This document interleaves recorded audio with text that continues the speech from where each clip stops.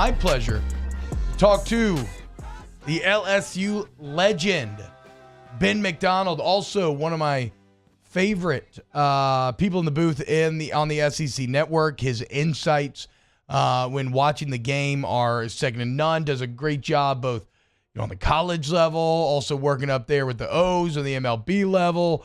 Ben, what's going on, man? Thank you so much for waking up with us this morning. I know I hit you up rather late. T-Bob, I get up early anyway, so I was just sipping on a cup of coffee whenever you buzz me. So everything's good, man. Good to talk to you as always. And, man, it's a new year, and I'm excited about, baseball season's coming fast. And hopefully at the MLB level, as you know, hopefully we get this basic agreement done with the season can start on time. But I'm super excited about the LSU team and college baseball just around the corner. Yeah, man, I can't wait as well. Every year, I don't know, I just find myself getting more and more excited for baseball season every year, and this year especially, because we're entering a new era of LSU baseball under Jay Johnson. And I want to ask you about the first pitch banquet, Ben. You were there the other night. Can you describe just kind of what that room felt like? Like, was there a different energy in that room, maybe compared to some of those banquets from years previous? Yeah, no doubt, T-Bob. I mean, there's a buzz. There was a buzz in the air. You could feel it. Just talking to some of the players that had been there for a couple of years, there's just a different level of excitement. And you know how it is as a player, T-Bob. Sometimes when something new comes along and you automatically start to blend with that new thing that comes along, you feel it kind of re-energized in a lot of different ways. And that's the feeling I got talking to 4 or 5 of the players. It was something new. A new guy had come in, a lot of new guys. You got to remember, this is not just about Jay Johnson. The whole new staff is new here. That's a good point. New pitching coach.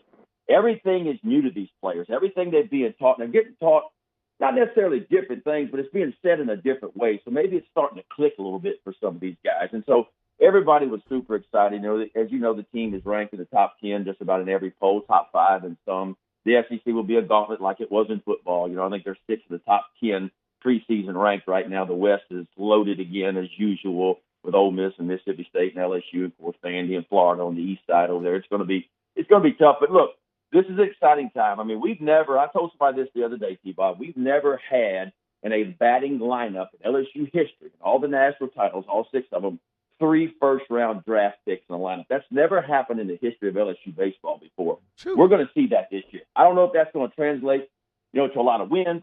Hopefully it does, but Jacob Berry comes over from Arizona. He'll be a top 5 pick in the first round this year. Dylan Cruz will be a top 5 pick in the first round next year. And of course, Trey Morgan over at first base is projected next year as a first rounder as well. And so you're going to have 3 first rounders in the lineup for LSU this year. And don't forget about Dugas, who led the SEC in RBIs last year, and Cade Doughty, who I think is going to have a monster year this year because he's going to be blended in. There'll be protection in that lineup. So LSU is going to score runs this year. I'm not concerned about that at all. The question mark for LSU is the pitching. Can the pitching begin to match some of the offense? Yeah, without question. I mean, you mentioned the lineup. There's going to be really good players, Ben, that aren't in this lineup, going to be rotational pieces just because the lineup is so stacked. But you mentioned the pitching rotation there at the end. Normally we can kind of guess, okay, on Friday it's this guy, Saturday's here, Sunday's here, and you'll throw like maybe 1 or 2 other guys that could break into the rotation. Coming into this year, there's a lot of uncertainty. You don't really know. There's candidates to go out there, even the Devin Fontenot, who's been a closer in the past as a starter. But how do you see it kind of playing out Friday, Saturday, and Sunday for LSU? Well, I think Devin Fontenot is going to get that opportunity to be a Friday night guy. I think he brings the most experience. Obviously, he's been at LSU for 4 years. He's been there for a while. So my concern for him, when you go from the back into the bullpen to the starter role, it is totally different. It's not a max effort like it is coming out of the bullpen when you're going to pump 1 inning and everything you got for 20 or 25 pitches. So now he's got to conserve a little bit. And I think he'll be great in the first half of the season. I just wonder, because his arm has never done it before, when you're a Friday night guy in the SEC, you're expected to give us, 85 to 105 innings, and you wonder how the arm is going to hold up just because he's never done that before. But he's super competitive. I really like what he does on the mound. I think he's gotten a lot better when you talk to the folks out there, especially the new pitching coaches is out there and Jason Kelly. I think he's going to do fine. After that, T-Bob, that's a great question. I think there's a lot of interchangeable parts. I think Ty Floyd could be mentioned in that weekend rotation. I think there's other guys as well that could be mentioned in the weekend rotation. And I really think it's going to take the preseason, the pre-SEC schedule to kind of figure out what Coach Johnson wants to do with that weekend rotation and who he wants to plug into those roles. This Razorman kid that comes over from San Francisco University is going to be a big help at the back end of the bullpen. There's no doubt about that. Mikael Hilliard, who has a lot of experience, should be at the back end of the bullpen too. So I don't know if LSU, T-Bob, has a real number one, a real ace, a real guy that's going to be drafted really high. But what I think they have is a lot of interchangeable parts and guys that can do different things for them. And the big push by Jason Kelly, the new pitching coach, is we're going to throw strikes this year. We're not going to beat ourselves. And that has been really what has been stressed since Jay took over was, guys, we can't beat ourselves with walks. We're going to challenge the strike zone. We're going to make guys put balls in play. And the good news for LSU is they don't have to be perfect on the mound. I mean, I think with this offense, LSU's going to have to win games, T-Bob, 5-3 and 6-4 and 7-5. It scores like that. I think that's what you're probably going to see. Well, and we're talking to Ben McDonald here on Off the Bench. And, Ben, I want you to expound on this a little bit because, like you said, whole new staff, right? Jason Kelly coming in and following in a legend's footsteps when you're talking about Alan Dunn, right? And my question to you is, because I love listening to you break down pitching, how do you kind of view what Kelly's philosophies are that he's been espousing? Is it more new school, old school, some mixture of the two? How do you view what Coach Kelly's teaching these kids? Well, from what I gather, Coach Kelly is a blend of both. It's an old school approach, but also understanding the analytics that are out there too. You know, we have so much research now, T-Bob, as you know, with spin rates, not just mile per hour, but spin rates and where your ball plays best and how you can best get guys out when you start to attack the strike zone. But you still got to have the old school approaches. You know, if I tell you, T-Bob, look, you got a high spin rate fastball, and you can have a lot of success in the upper quadrant of the strike zone. That's where I want you to throw your four-seam fastball, is belt high and elevate it and let that spin work for you. I still got to be able to show you how you can get that ball to that spot. And so I think it's a fine blend of mechanics to go along with the analytics that are out there. Jason Kelly was the National Assistant Coach of the Year back in 2018 at Washington. He took Washington to their only College World Series appearance. Of course, he comes from Arizona State, but he's had a lot of success. And if you go back and look at the pitching staff that he has turned around, he's turned around a lot of them. From Washington to Arizona State, they automatically dropped a lot on their team ERA. And that's going to be his job here at LSU, is to drop them. Because that's kind of where we've hurt in the last 3 or 4 years, T-Bob, at LSU, is the fact that the pitching has not been what it was, say, 7, 8 years ago. You know, we've been towards the top third in ERA the last 4 years. You know, and that has to get better. You got to be able to pitch at this level, you know. And I keep going back, and I tell people, you go back the last 4 years, since 2018, LSU is 45-45 in conference play. That's just not going to get it done.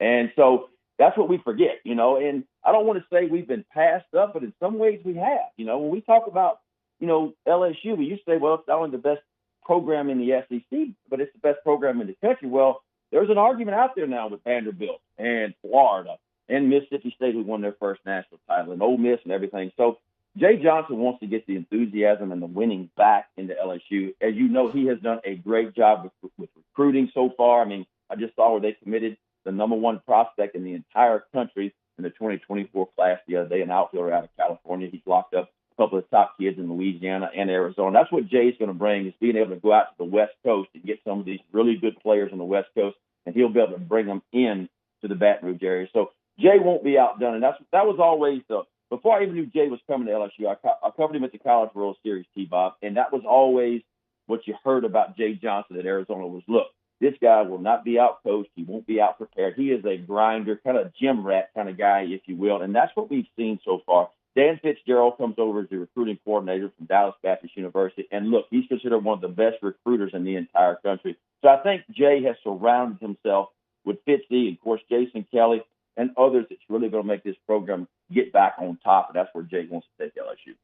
Ben, one of the positions a lot of people want to know about is the catcher position. We've talked about the rotation, maybe breaking in some new guys, and so I want to ask you what philosophy maybe you think LSU will go with. Will it go with Alex Milazzo, who's obviously more of a defensive catcher, got the best arm? Will they go more with a bat? Hayden Travinsky, certainly Tyler McManus as a grad transfer coming in, had a really good fall as well. Where do you kind of see that position going?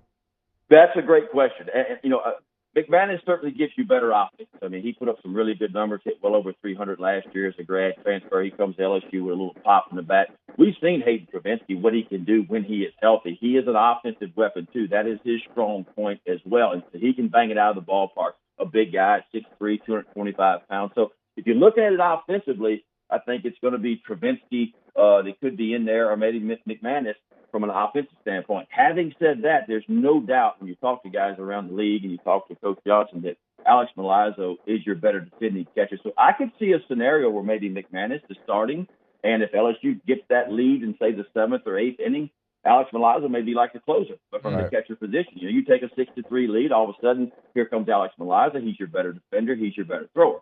Now, having said that, I understand Milazzo has been a lot better, and the approach is different for him at the plate, and he'll be a lot better offensively this year than what he has last year. But Jay's in a good position, T-Bob. He has a lot of interchangeable parts, and I mean that from a DH standpoint, from an outfield standpoint, even in an infield standpoint, there are a lot of interchangeable parts. So I think he's going to let this thing kind of play out. He's going to give everybody a chance to go out and get some reps in, to compete early, and then I think he's going to settle on what he feels is his best 9 or 10. And the good news, he'll be able to match it up. I mean, you got Cade Beloso sitting on the bench.